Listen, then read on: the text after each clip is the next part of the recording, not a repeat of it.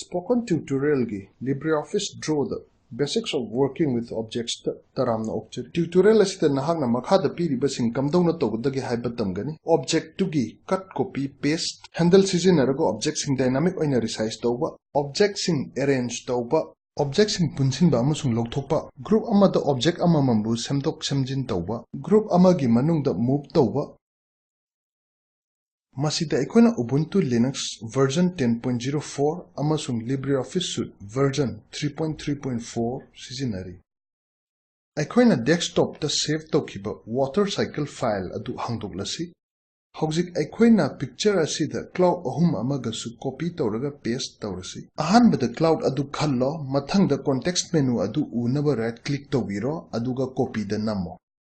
Adudagi cursor adu page ta thamlaga context menu gi damak right click tawro amasung paste ta namlo adubu aikoina cloud ama khakta uba phangli aikoina copy paste tawkhiba cloud adu di kadai da chatkre copy tawkhiba cloud adu hana leijrama cloud adu gi mathakta paste tawkhre cloud adu aikoina select tawraga oirom da move tawrasi mawong asigumna aikoina cloud amaga semlasi Cloud adu khallo aduga context menu thoglak naba right click tawraga copy da namlo context menu thoglak naba right click tawraga paste da namlo hojik copy tokhiba cloud adu khallo aduga move tawro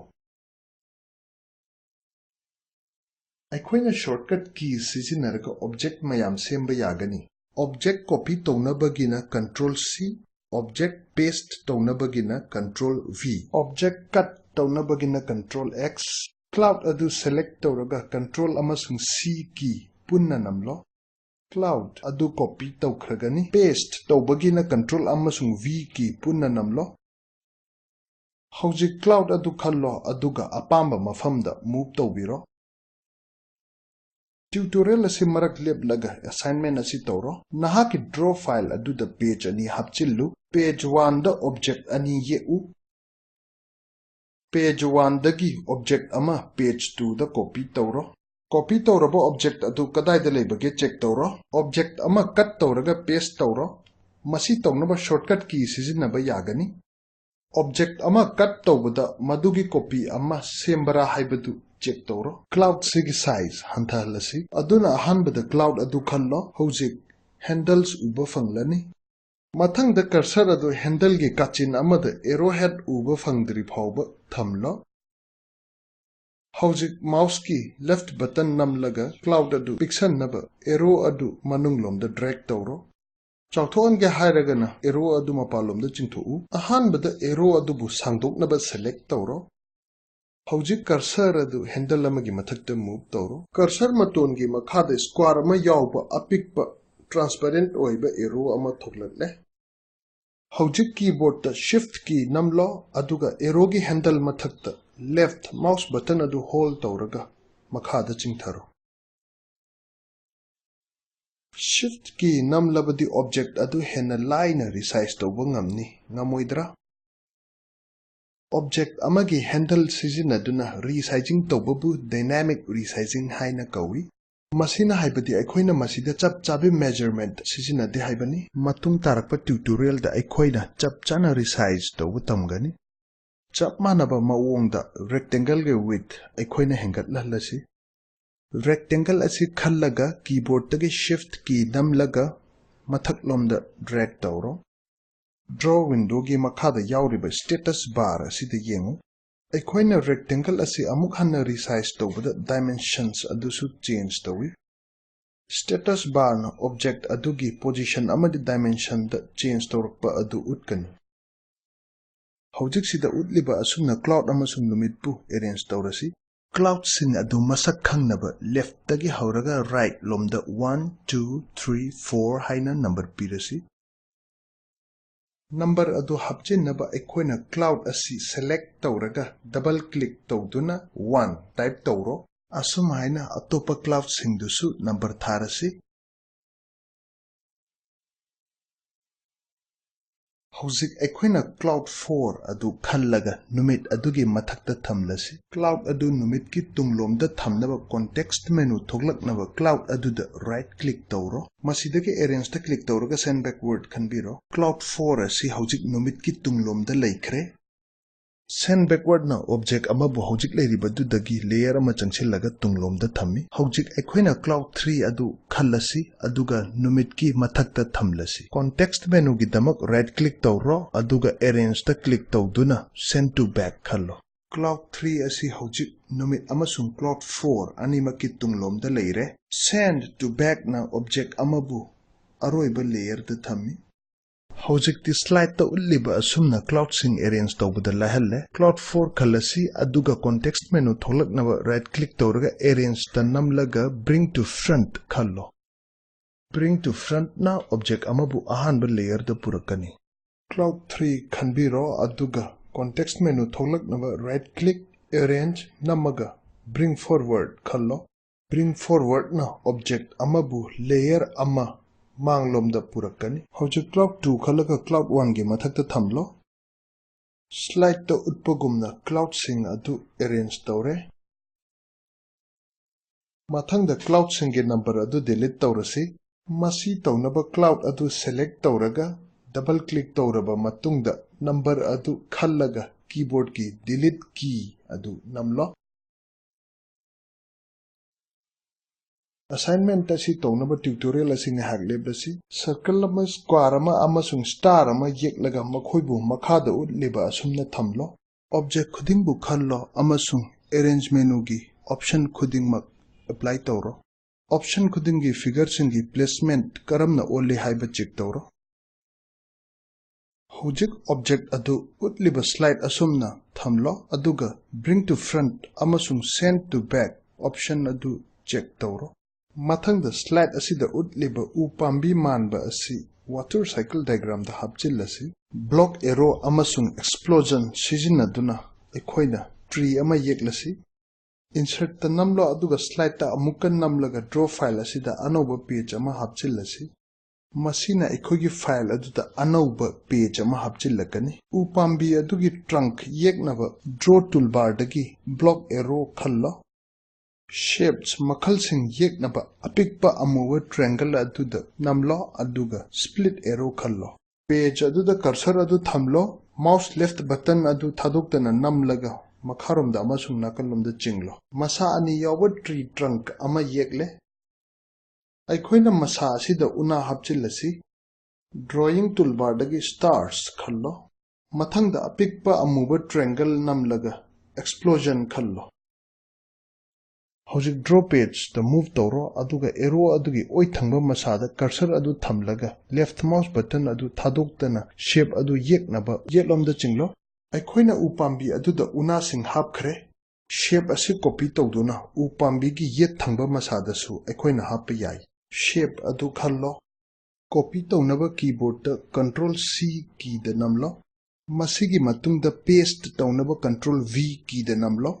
Upambi adugi yet thangba masada shape adu move tawro. Aikhoina upambi ama yekle.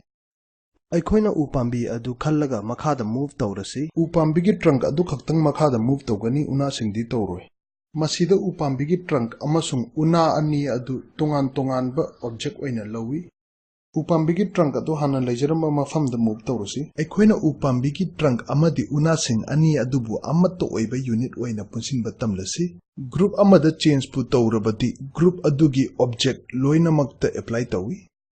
Ahanbada object amatta select tawdanaba page da namlo. Mathangda drawing toolbar dagi select da namlo. Cursor adu page da move tawraga namlo. Hojik object loina khannaba left mouse button adu thadoktana namlaga chingu. Dotted oiba rectangle ama ugani. Rectangle asigi manungda upambi adugi object loina mak select tawrabra haibadu yengsillu. Atopa mawong amada shift key namlaga object khudingmak namlaga object ani natraga ahenba masing select tawba yai. Context menu gi damak right click tawraga group select tawro. Hojik upambi adugi object ama hekta khallo. Single object amagi saruk amagumna handle thuklakani. Object singasi hojik single unit amagumna lawgani. Makhoi sing adu ungroup tawnaba upambi adu khallaga right click tawraga ungroup select tawro. Object sing adu hojik ungroup tawre tongan tonganba object ni haina lawrani. Makhoi sing adu amuk punsillasi. Shift key namlaga object adu amagi mathangda ama khallo. right click tawraga group khallo ꯑꯩꯈꯣꯏꯒꯤ main drawing page ꯑꯣꯏꯔꯤꯕ page 1 ꯑꯗꯨꯗ ꯎꯄꯥꯝꯕꯤ ꯑꯗꯨ copy ꯇꯧꯔꯁꯤ ꯑꯗꯨꯅ copy ꯇꯧꯅꯕ control ꯑꯃꯁꯨꯡ C ꯅꯝꯂꯒ page 1 ꯗ paste ꯇꯧꯅꯕ control ꯑꯃꯁꯨꯡ V ꯅꯝꯂꯣ ꯍꯧꯖꯤꯛ ꯑꯩꯈꯣꯏꯅ group ꯑꯃꯒꯤ ꯃꯅꯨꯡꯗ object ꯑꯃꯈꯛ edit ꯇꯧꯅꯤꯡꯂꯕꯗꯤ ꯑꯩꯈꯣꯏꯅ ꯀꯔꯤ ꯇꯧꯒꯗꯒꯦ object ꯁꯤꯡꯕꯨ ꯈꯥꯏꯗꯣꯛ ꯈꯥꯏꯖꯤꯟ ꯇꯧꯗꯕꯤꯗ ꯃꯁꯤ ꯇꯧꯅꯕ ꯑꯔꯥꯏꯕ ꯄꯥꯝꯕꯩ ꯑꯃ ꯇꯥꯛꯀꯦ group adu khallaga context menu gi tamak right click tawro enter group adu khallo group ki mapanda leibo object pumnamak disable tawbu ugani group ki manungda leibo object khaktamak edit tawbu ugani khudam oina upambi adugi yet thangbada leiba una sing adu khallaga size hanthalasi masi undo tawnaba control Z namlaga makha chatharasi Houzik ekhoina upambigi size adu water cycle drawing the fit tawnaba hantahangani aduna group ki edit mode adu exit tawgani group adu exit tawnaba cursor adu page ta thamlaga right click tawduna exit group adu khallo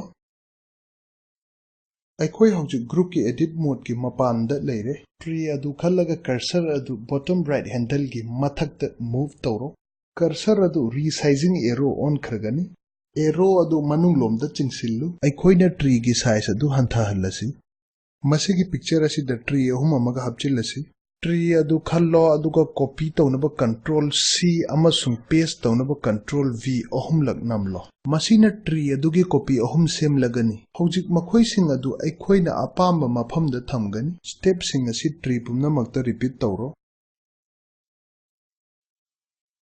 Hojik tree khudingmak object ahumna sabani haibasi ningsingu tree khudingmak asi masana group ama oijarabani aikhoina object singi group semle drawing adu the water body hapchalasi water ki effect pi naba rectangle gi mathang da triangle ama aduga mathang da curve ama hapani triangle yek naba drawing toolbar da gi basic shapes khallo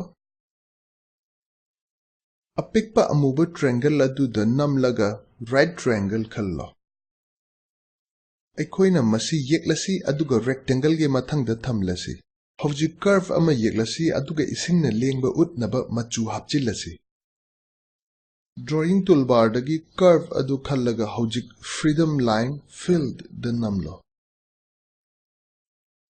mathangda cursor adu triangle ge matonda thamlo aduga left mouse button adu namlaga makhada chinglo curve adu asengba ising oina unaba adjust tawrasi triangle amasung curve punna ising asibu semi makhoibu amato oibo object oina punsilasi drawing toolbar dagi select tanamlo hojik cursor adu page ta thamjillo aduga left mouse button adu thadoktana namlaga triangle amasung curve adu cover tawnaba chinglo right click tawraga group khallo aikhoina water cycle gi basic outline semle maside assignment ama amuk leire picture asi nasana thanta semu